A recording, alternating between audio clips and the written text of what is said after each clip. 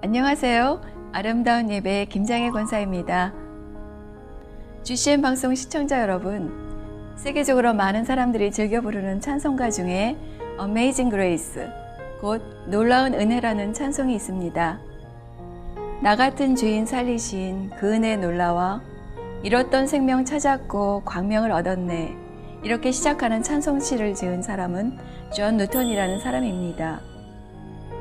신앙심이 깊었던 어머니를 6살 때 여인 그는 방탕한 길로 빠져 결국 노예무역선의 선장이 되어 노예들을 잔인하게 학대하고 매매했지요. 그러다가 험한 폭풍을 만나 위급한 처지가 되었을 때 그는 하나님께 은혜를 구하게 되었고 예수 그리스도를 뜨겁게 만났습니다. 회심한 존 누턴은 결국 목회자가 되었고 일평생을 복음 전파에 힘을 기울였습니다. 80이 넘는 나이에도 그는 열정적으로 설교를 하면서 항상 이런 고백을 했다고 합니다. 비록 내가 기억력이 약해졌지만 2가지 사실만은 똑똑히 기억하고 있습니다. 하나는 내가 죄인이었다는 사실이고 다른 하나는 예수 그리스도가 나를 구원하신 위대하신 구주라는 사실입니다. 우리 시청자분들의 고백은 어떠신가요? 모든 기억이 사라진다 해도 결코 지울 수 없는 하나님의 은혜를 마음에 새기며 아름다운 예배 시작합니다.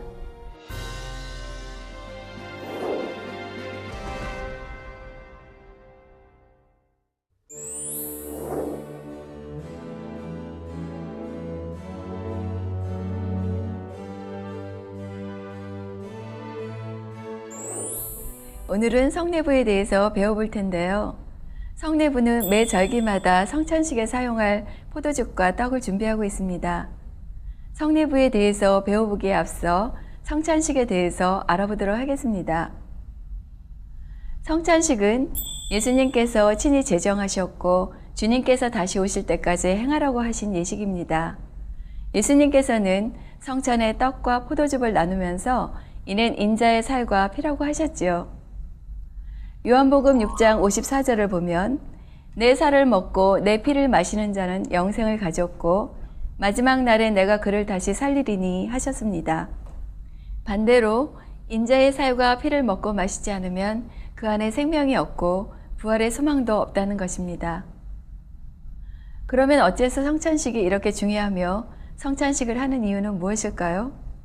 첫째, 성도들이 천국에 이를 때까지 신앙생활을 잘할 수 있게 하려는 것입니다.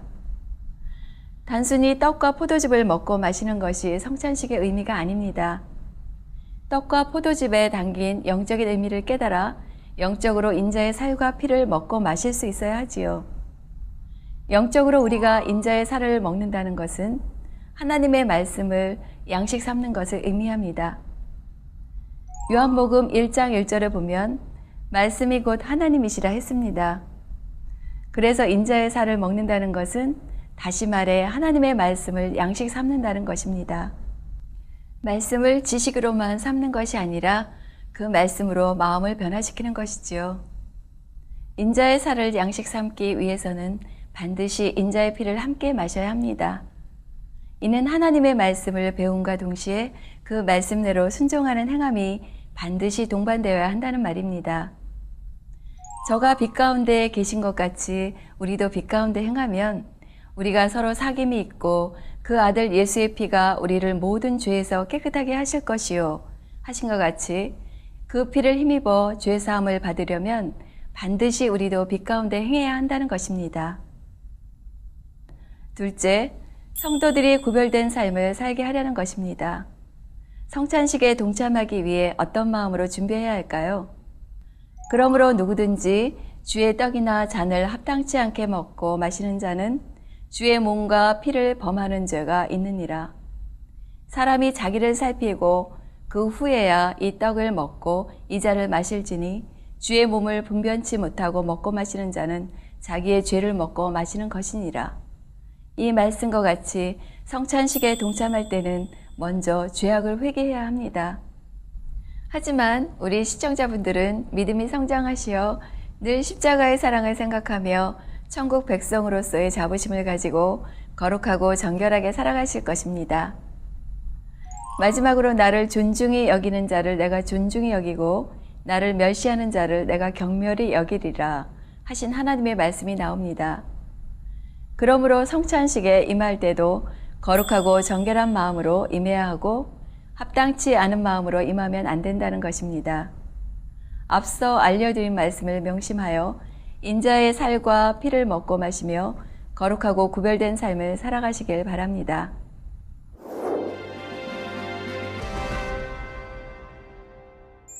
그럼 본격적으로 예배국에 속한 성례부에서 하는 일에 대해서 알아볼까요? 앞서 말씀드린 대로 성례부에서는 매 절기마다 성찬식에서 사용할 포도즙과 떡을 준비하는데요. 포도즙은 1년에 한 번 성례부 부원들이 직접 담아 매 절기마다 사용합니다. 그럼 포도즙을 담글 포도는 어디서 구매할까요? 함께 가보시겠습니다.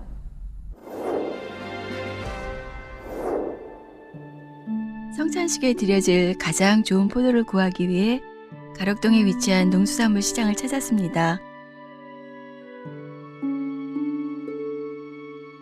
이곳에서는 다양하고 질 좋은 과일들이 도매 혹은 소매로 매매되고 있는데요.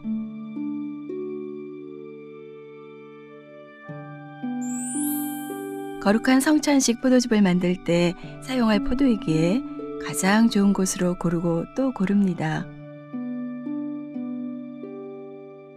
저희가 구매할 포도의 종류는 캠벨인데요. 알이 꽉 차고 당분이 하얗게 새어나온 것이 좋습니다. 필요한 만큼 포도의 양을 정하셔서 구매하시면 되는데요.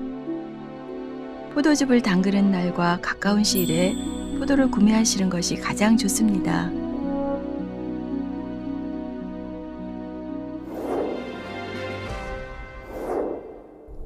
싱싱한 포도도 준비했으니 포도즙 담그는 법을 알려드리고 성찬식에 필요한 것들을 준비해 보겠습니다.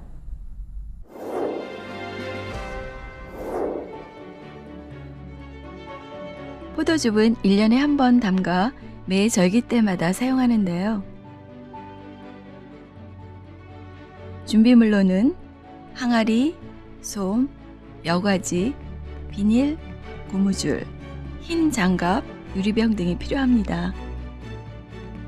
포도 10kg에 설탕 5kg 정도를 사용하는데요. 비율은 포도의 2분의 1, 반 정도의 설탕을 준비해 주시면 됩니다. 보통 포도가 나오는 시기는 매년 7월에서 9월입니다. 그래서 저희는 포도가 절정인 8월 말에서 9월 초에 담그고 있습니다. 그럼 이제 본격적으로 포도즙을 담가 볼까요?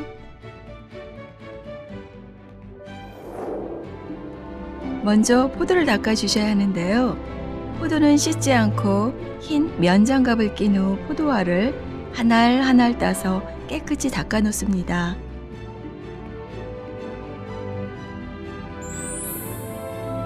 다음으로 설탕과 혼합해야 하는데요.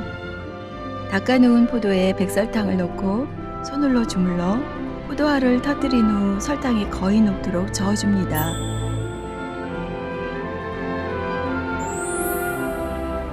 설탕이 거의 다 녹았다면 항아리에 담아 바로 식혀줘야 하는데요. 설탕과 혼합한 포도를 항아리에 80% 이하로 넣은 후 뚜껑을 덮어 하루 정도 두었다가 긴 주걱을 사용하여 위아래로 섞어 바로 식힌 후 여과지나 꺼즈, 솜, 비닐 순서대로 덮고 완전히 밀봉합니다. 이렇게 밀봉이 되면 땅속에 묻거나 혹은 서늘한 곳, 상온 25도씨 이하에 보관합니다. 이때 빛이 닿으면 절대 안 됩니다.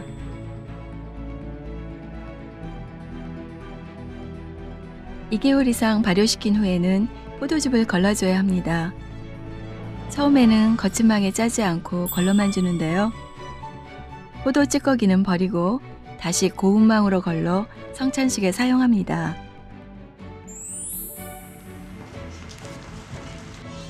또한 성찬식에 사용할 떡과 포도즙을 만들 때는 마음과 언행을 주의해야 하는데요. 마음과 몸도 거룩하고 깨끗하게 준비하기 위해 성찬식이 있는 주간에는 월요일부터 목요일까지 작정 기도를 드리고 있습니다.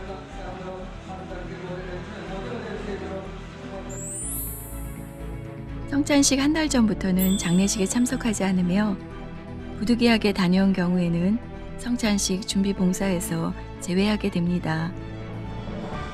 포도즙을 담글 때와 성찬식이 있는 주일 아침에는 당회장님께 기도를 받고 시작합니다.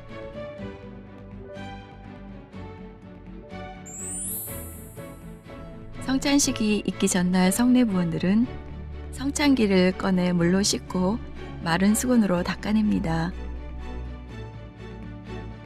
단정히 쌓아놓고 성찬볼을 다림질합니다. 성찬식 날이 되면 떡을 썰어 그릇에 담습니다. 저희가 사용하고 있는 성찬기 한 개당 떡은 43개가 들어가는데요.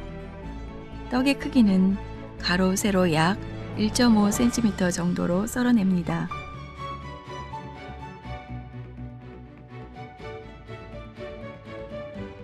포도즙 잔은 43개로 나눠 담으며 잔에 넘치지 않게 채웁니다. 떡과 포도즙을 모두 담으면 단으로 옮겨 쌓아놓고 전날 미리 다려놓았던 성찬볼을 덮어둡니다.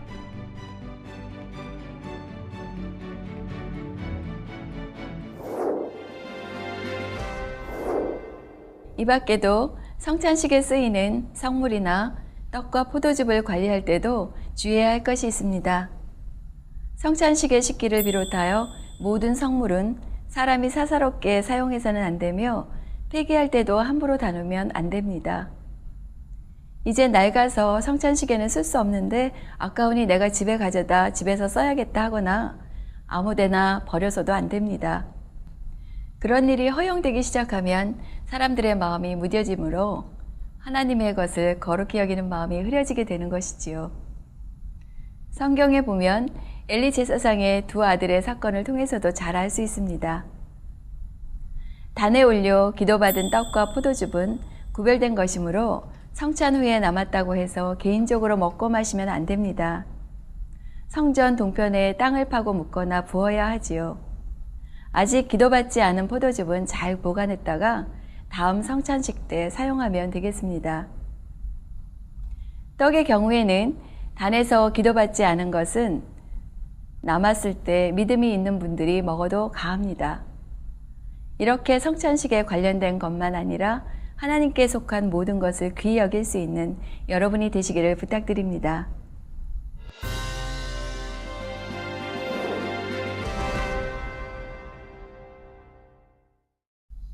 주님의 교양으로 우리의 삶을 채워가는 아름다운 우리들. 오늘은 직장 생활에서 가장 많이 활용할 수 있는 전화 예절에 대해서 배워볼 텐데요. 전화는 신속하게 용건을 맞출 수 있는 장점을 지니고 있습니다. 하지만 전화 통화 시에는 상대방의 얼굴을 직접 보지 못하고 대화하기 때문에 더욱 예의를 갖추어야겠죠. 나의 태도에 따라 상대방에게 신뢰를 주기도 하고 그 반대가 되기도 하는 것입니다. 그럼 오늘 배울 전화 예절을 통해 우리의 모습을 점검해 보시겠습니다. 먼저 전화 받는 매너에 대해 살펴보겠습니다. 전화벨이 울리면 3번이 넘어가지 않도록 즉시 받도록 합니다. 벨이 여러 번 울린 후에 받는 것은 신뢰가 되기 때문에 사정이 있어서 늦게 받은 경우에는 늦게 받아서 죄송합니다 라고 먼저 말하는 것이 좋습니다. 다음으로 전화를 받으면 회사명이나 부서명 그리고 이름을 밝힙니다. 예를 들어 안녕하십니까 GCN 방송 예능팀 누구누구입니다 하시면 됩니다. 자신의 부서와 이름을 넣고 다시 한번 해보실까요? 안녕하십니까 GCN 방송 예능팀 누구누구입니다. 전화를 받자마자 인사도 없이 여보세요 또는 어디시죠? 라고 하는 것은 좋지 않습니다. 상대방을 확인했다면 인사를 합니다. 만약 이름을 밝히지 않으면 실례지만 누구십니까? 라고 물어 재차 확인합니다. 다음으로 메모할 것을 준비하고 용건을 듣습니다. 전화를 왼손으로 받고 메모지를 준비하는 것이 좋습니다. 용건이 끝나면 통화 내용을 다시 한번 확인합니다. 그리고 통화가 마무리되면 상대방에게 인사를 하고 상대방이 전화를 끊은 것을 확인한 후 전화를 끊습니다. 다음으로 전화를 거는 법을 배워볼까요? 통화가 연결되면 먼저 자신의 소속을 밝힙니다. 안녕하세요. GCN 방송 예능팀 누구누구입니다. 자신의 소속을 넣어 함께 해볼까요? 안녕하세요. GCN 방송 예능팀 누구누구입니다. 인사를 한 후 상대방의 사정을 고려하여 일방적으로 이야기를 하지 않습니다. 예를 들어 통화가 가능한지 아니면 나중에 다시 전화를 드린다고 해야 하는지 확인을 하게 됩니다. 시간에 따라 아침 일찍, 밤늦게, 휴일에 전화를 걸었다면 죄송하다는 멘트를 넣어도 좋겠습니다. 다음으로 결론부터 얘기하고 통화를 짧게 마칩니다. 메시지를 부탁할 때는 정중히 정확하게 합니다. 메모를 부탁할 때는 바로 말하지 않고 메모가 가능한지 여부를 확인해 주시면 좋겠습니다. 통화가 마치면 일반적으로 업무적인 전화는 건 쪽에서 먼저 끊기도 하지만 상대방이 윗사람일 때는 상대방이 끊고 나서 끊는 것이 좋겠습니다. 마지막으로 전화를 연결해 드릴 때는 네, 연결해 드리겠습니다. 잠시만 기다려 주십시오. 라고 멘트를 하시면 되겠습니다.